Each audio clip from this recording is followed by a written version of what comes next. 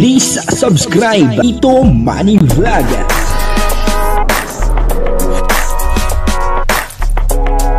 Payagan po si Tito Manny Vlog na mag-reactor para pambiling gamot sa kanya pong karamdaman. Wala man siyang records ng ng awayan. Yun po, dahil po sa pagiging mahiyain, sila po ay pinagalitan at nasigawan. Wala po silang nagawa kundi umuwi na lang ng nakatong.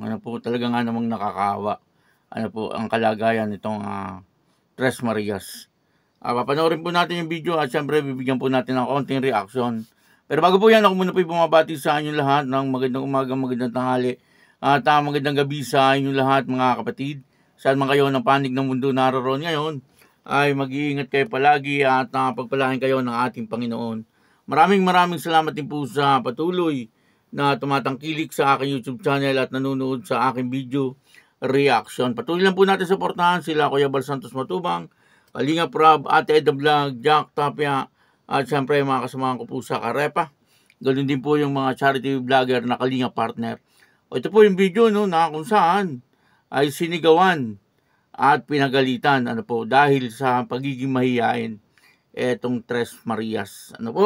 Papanoorin po natin yung video at ang kabuuan po ng video ito ay mapapanood po natin sa YouTube channel ni Kalinga Prab. Nay, sige na, pabihisin nyo na po, Nay, para magsamahan po natin. Sige, bis na kayo, Chris. Para mamasyal tayo ulit. Ayos. Yun, makakapasyal tayo ulit. Sige, bis na kayo. Bisan nyo na, Melissa. Para makapagupit kayo kasi yan ang kailangan nyo yun. Ano tayo sabi niya? May bumili ng Hindi, nung hindi pa kayo pumupunta dito, Opo. minsan dito binibili yung pulot ng pili.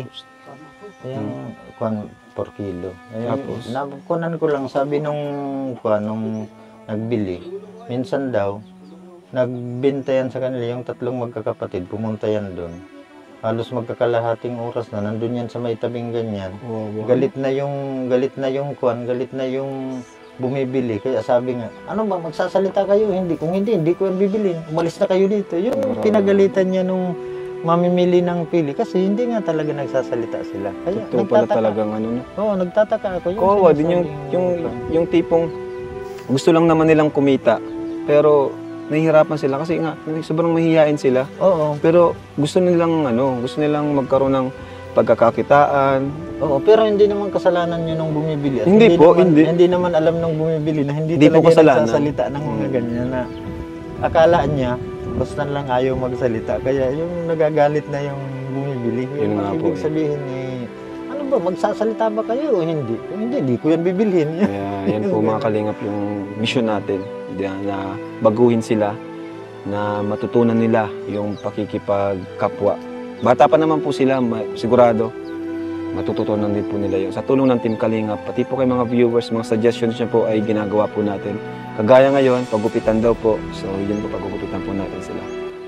Nakakaawa po yung kalagayan itong 3 dalagang mahiyain dahil po sa kanilang pagiging mahiyain, napapagalitan na po sila at nasisigawan po ng ibang tao. Kagaya po ng kwento ni Manong, gusto rin po nilang maghanap buhay. Pero talagang sobra po silang mahiyain. Kaya ang nangyayari, apektado na po yung kanilang pamumuhay. Kaya hindi na po maganda yung nangyayari sa mga batang ito. Kaya dapat po talaga ay matulungan. Yung po ang sabi ni Kalinga Prab, yun daw po ang kanilang goal talaga. Yung matulungan itong 3 dalagang ito. Hindi lang po yung 3 dalaga, pati po yung bata, yung bunsong kapatid, ay kailangan din po itong matulungan. Kasi nakikita po natin yung bunsong kapatid ay ganun din.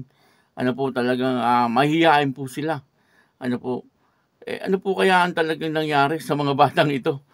Parang may lihim na nangyari dito po sa mga batang ito, kasi talagang sobrang mahihain po sila. Sa totoo lang po, ngayon lang po ako talaga nakakita ng ganyang mga kabataan. Yung talagang kahit ilang beses na po nilang makasama ay nandun pa rin at talagang nahihiya pa rin po sila.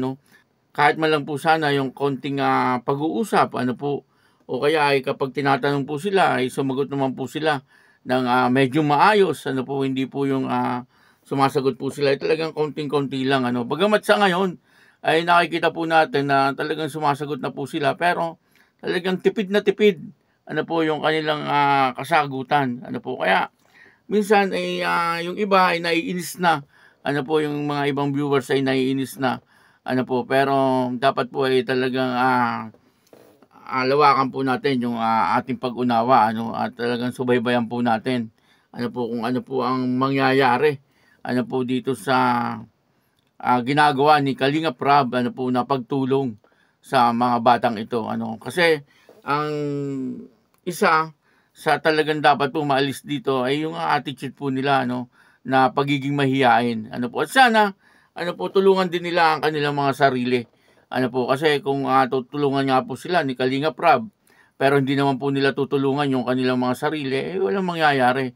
Na dapat din naman po ay gabayan, siyempre, nung kanilang mga magulang. Ano, katulad po ni nanay, ano, dapat ay lagi niya pong sabihin, ano, kahit po oras-oras, ano, sabihin niya, ano, at araw-araw, sabihan niya talaga.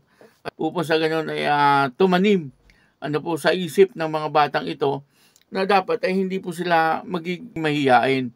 Ano, kagaya po niyan ay talagang naapektuhan na po yung kanilang pagkabuhay, ano po, at maging sila ay nakakarinig na po ng hindi magagandang salita, ano po, sa ibang tao, ano po, dahil po sa pagiging mahiyain po nila, no.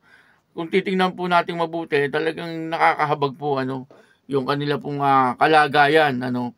Minsan iniisip ko po rito ay meron din pong pagkakamali, ano po, yung kanilang mga magulang, ano po, dahil sa pangyayari sa mga batang ito. Sana ay kung nabigyan din po ito ng konting attention, or kaya ay naipasyal man lang, ano po, nung sila ay mga bata pa, ay baka po hindi po sila ganyan ngayon. Ano po, baka po kahit papano ay marunong din po silang humarap sa mga tao, at hindi po sila masyadong mahihiya. Ano po, kung titingnan po natin, ano, sumasama naman po sila, pero pagka po sila ay tinatanong na, ay talagang nando na, ano, hindi po sila halos makapagsalita. At may napansin pa po ako rito, no, kapag po sila ay at ang sa ko pong napansin dito, ano, hindi po sila makatingin, ano po, sa kanilang kinakausap. Ano po, na para bang talagang hiyang-hiya po sila. Ano po, sana ay talagang matutukan talaga ito ni Kalinga Prab, ano po, kasi wala naman pong ibang makakatulong dito. Siyempre, ano po, ay ang Kalingap, ano po, at nandiyan na nga po itong si Kalinga Prab, ano. Siyempre tayo po ay siyempre tayo pong lahat ay umaasa, ano po, sa gagawing pagtulong ni Kalinga Prab dito sa mga batang ito, ano. Ang pinaka-importante po dito, siyempre, ay hindi po yung material, no. Yung pinaka-importante po dito, siyempre, yung kanilang pag-uugali, ano po, na mawala, ano, yung pagiging mahihain. Siyempre, kasama na rin po dito yung material na bagay, ano po, na sa ngayon naman, ayun naman po ang ginagawa ni Kalinga Prab, ano. Habang tinutulungan po sila na mabago yung kanilang pag-uugali, ay nandoon po, ano, binibigyan po sila ng pangangailangan ni Kalinga Prab. Ano po, kaya patuloy lang po natin suportahan etong si Kalinga Prab, ano po. At ako po si Tito Manny Vlog na nagsasabing God bless you all. Diyos mabalos.